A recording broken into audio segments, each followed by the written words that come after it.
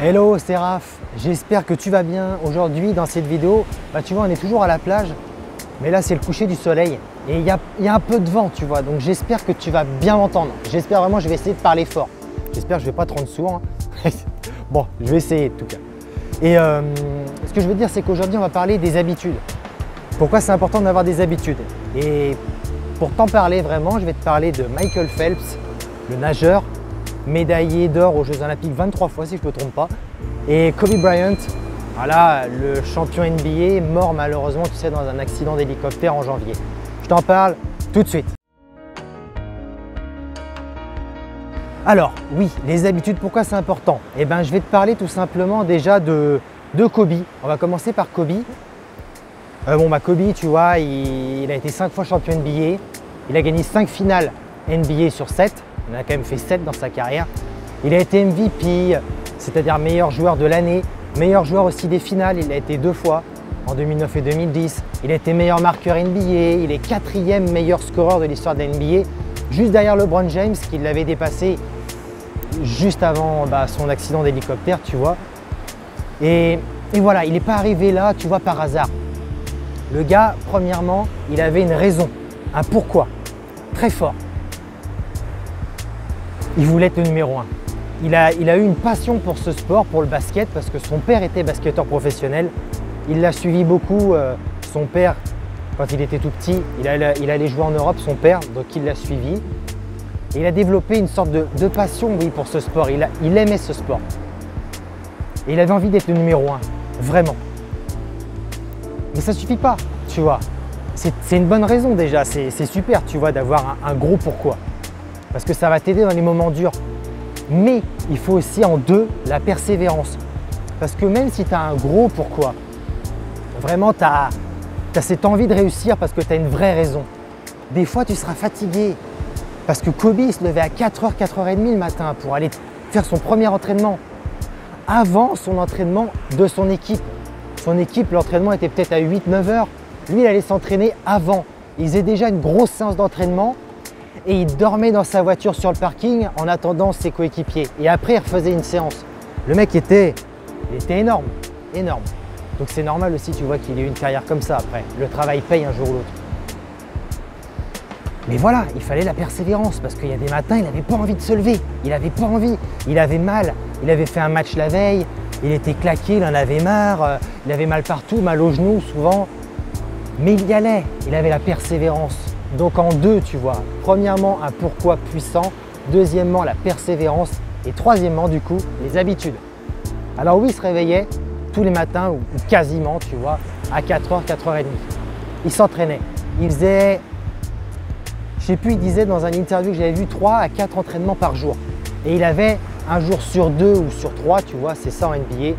C'est fou, ça joue tous les 2 soirs ou tous les 3, tu vois. Ça alterne. Des fois même, tu joues le lundi et tu joues le mardi par exemple. C'est fou, le rythme est dingue. Le mec s'entraînait 3 à 4 fois par jour, plus les matchs de NBA. Alors qu'il disait, la plupart des joueurs de NBA, 99,9% des joueurs ne s'entraînent pas autant et ne se lèvent pas aussitôt que lui. Et il avait développé cette habitude-là de s'entraîner plusieurs fois par jour, de se réveiller très tôt. Il avait développé aussi une autre habitude. Il disait, dans la journée, je faisais 30 minutes de sieste. Il faisait aussi de la méditation et ça chaque jour. C'était ses habitudes. C'était sa façon à lui de se recentrer sur son objectif, de se concentrer vraiment et d'avoir le maximum de ses facultés, de ses capacités pour y arriver. Et il s'est bien démerdé quand même. 5 titres NBA, quand tu vois que Michael Jordan, qui est considéré comme le plus grand joueur de l'histoire, il en a 6. Kobe n'était pas mauvais quand même. Parce que 7 finales, il a fait quand même. Il en gagne 5. Enfin bref, voilà, c'était Kobe, franchement un grand joueur. Et puis une super belle personne. C'est bien triste, tu vois, il manquera beaucoup à pas mal de personnes parce que c'était vraiment, au-delà du fait que c'était un super basketteur, il avait une super mentalité, mais vraiment une belle mentalité. Enfin voilà, c'est la vie quoi. Et Michael Phelps, alors les habitudes, tu vois, ce gars-là, au-delà du fait bien sûr qu'il avait un gros pourquoi, ça c'est dur de monter là. Je te enregistre la vidéo, il est presque 10h du soir. Tu vois, le soleil il se couche. Et Michael Phelps, eh ben oui, il avait un gros pourquoi. Je t'avoue, je ne sais pas exactement c'était quoi. Je sais qu'il a eu une enfance très difficile.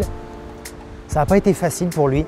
Donc il avait cette envie de réussir, mais quelle est la raison exacte, je ne sais pas. Après, bien sûr, il a eu beaucoup de persévérance. Et c'est son entraîneur, Bob Bowman, qui disait, voilà, il l'a découvert à 11 ans, Bowman. Il a découvert Michael Phelps à 11 ans. Il a commencé du coup à s'entraîner, à le suivre et tout. Et il disait, il était très fort Michael parce qu'il visualisait les épreuves qu'il avait des semaines et même des mois à l'avance. Des mois à l'avance. Le mec il se visualisait, il s'asseyait et tout, et il se visualisait dans le bassin, en train de nager et tout. Et il arrivait rien qu'avec la visualisation à se dire le lendemain, ah là j'ai merdé. Là, le jour J, il ne faudra pas que je mette ma main comme ça, il faudra que je la mette plutôt comme ça. Enfin, désolé, j'y connais rien à la natation, mais et pourtant j'aime ça quand même. Mais son entraîneur disait, Bowman, dans son livre, il disait, Michael, il était capable, oui, de te dire, voilà, j'ai visualisé ma course, enfin mon épreuve, et il y a des trucs qu'il faut que j'améliore. Il était capable de se dire, ouais, là j'ai merdé, là il faut que j'améliore. Et c'était incroyable. Un jour, il a dit qu'il fallait qu'il nage en tant de temps.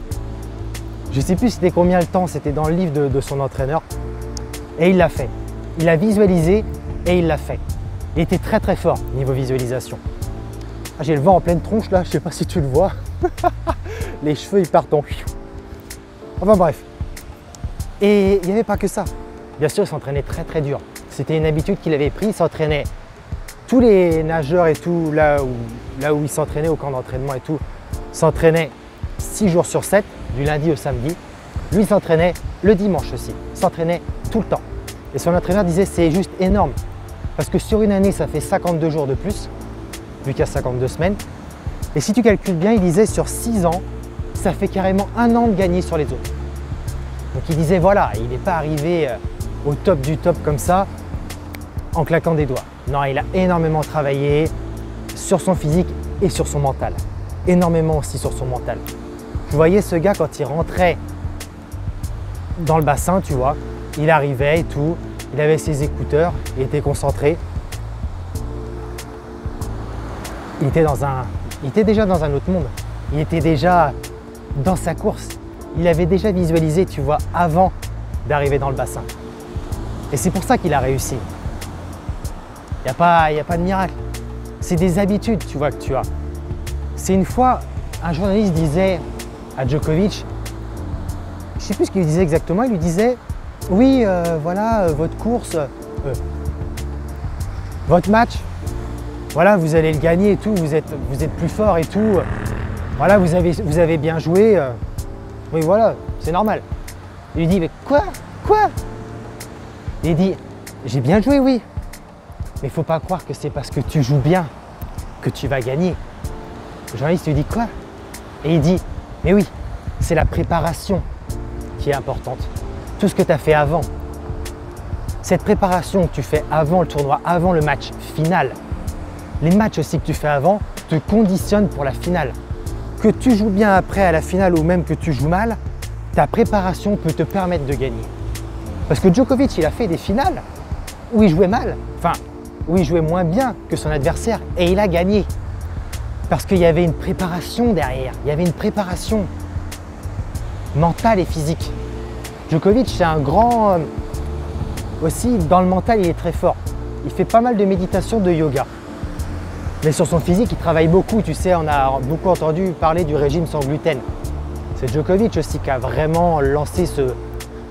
Même si ça existait bien avant lui, mais il a vraiment... comment on pourrait dire, démocratiser ça, moderniser ça. Les gens se sont mis vraiment à faire aussi comme lui, parce que c'était un bon exemple. Tout simplement, quand il a commencé à manger sans gluten, il est devenu numéro 1 mondial, il a gagné plein de titres. Donc ça marchait plutôt bien. Et voilà, c'est ça que je voulais te dire, c'est que tous ces grands champions, ils ont des habitudes.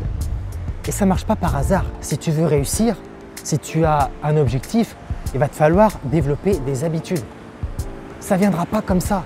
C'est pas parce que par exemple du lundi au jeudi midi tu vas manger bien et qu'après du jeudi midi au lundi matin tu vas manger mal que tu vas réussir. Eh non, c'est des habitudes. C'est pas juste la moitié de la semaine comme si et après la moitié de la semaine comme ça. Non, ça ne marche pas comme ça. C'est quelles habitudes tu peux développer, tu peux avoir chaque jour, chaque semaine, chaque mois, chaque année à maintenant, à partir de maintenant, qui va te permettre de réussir et d'atteindre ton objectif. Et ça, tu vois, je l'ai compris vraiment en écoutant, en regardant les grands sportifs, même les grandes réussites de ce monde, à peu importe quel niveau, me parler. Enfin, via une vidéo, tu vois, ou sur un livre ou un journal. Enfin bref, on s'en fout. Mais ce que je veux dire, c'est qu'ils développent des habitudes. Ça ne vient pas comme ça. Si vraiment tu peux retenir quelque chose de cette vidéo où je parle beaucoup, mais j'espère que c'est intéressant, c'est que il faut développer des habitudes. Tu vois, moi par exemple, pour ma chaîne YouTube, eh ben, c'est pas facile, tu vois. Il y a beaucoup de concurrence sur YouTube. Je me plains pas, parce que je le savais avant de me lancer. Mais il a fallu que je développe une habitude.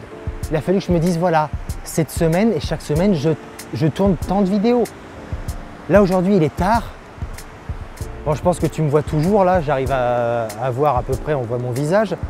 Mais la nuit va vite tomber. Mais je me suis dit, voilà, j'étais fatigué quand même de ma journée, j'ai fait pas mal de choses et tout, tu vois. Je lâche pas l'affaire, tu vois, moi je suis tout le temps hyper actif. Et je me suis dit, voilà, je vais aller tourner parce que c'est marqué sur mon planning de la journée, de la semaine, qu'il faut que je fasse ces choses-là. Donc j'y vais. C'est une habitude que je me suis pris et c'est un engagement même. Et ça va pas, je persévère. Je suis peut-être fatigué, mais je persévère. Et donc voilà, c'est juste pour te motiver. Pour t'inspirer aussi peut-être. Que si tu veux réussir, tu vas pouvoir réussir. Tout le monde peut réussir dans ce qu'il a envie d'entreprendre. Si tu le penses vraiment, si tu l'as dans ta tête, si ça te trotte vraiment dans la tête, c'est pour une raison. C'est que tu peux le faire. Vraiment, ça je le crois à fond. Donc, va à fond dans ton truc et développe des habitudes. Parce que ça ne viendra pas comme ça. Faut pas croire, ça ne viendra pas comme ça. C'est les habitudes, jour après jour, qui vont faire qu'un jour, ça va exploser. Comme disait Djokovic, tes habitudes, donc ta préparation, un jour, tu vas gagner. Voilà, j'espère que cette vidéo t'aura beaucoup plu. J'espère que tu aimes bien les petites vidéos à la plage. Je vais voir si je continue comme ça. Dis-moi ce que tu en penses dans les commentaires, si ça te plaît. Voir si je vais pas aller ailleurs, à la limite, j'en sais rien. Enfin bref, voilà. Je te remercie d'avoir suivi cette vidéo et abonne-toi à la chaîne si tu n'es pas abonné. Mets un j'aime si tu as aimé, mets un j'aime. N'hésite pas, mets un j'aime. Moi, ça me ferait plaisir. Et puis télécharge le PDF, tiens, je l'ai oublié. J'ai créé un PDF gratuit, totalement gratuit, qui vient sur ta boîte mail si tu as envie de savoir comment marche la loi d'attraction, les pensées qu'on a dans la tête, comment les utiliser à bon escient pour avoir la vie qu'on veut. Que très important le mental. Voilà, moi je te dis merci et puis écoute, je vais pas aller me baigner quand même parce qu'il fait une vingtaine de degrés dehors, tu vois, donc c'est plutôt bon, mais l'eau elle doit être assez froide. Mais je te laisse. Il est temps d'aller se coucher peut-être. Allez, ciao, à bientôt.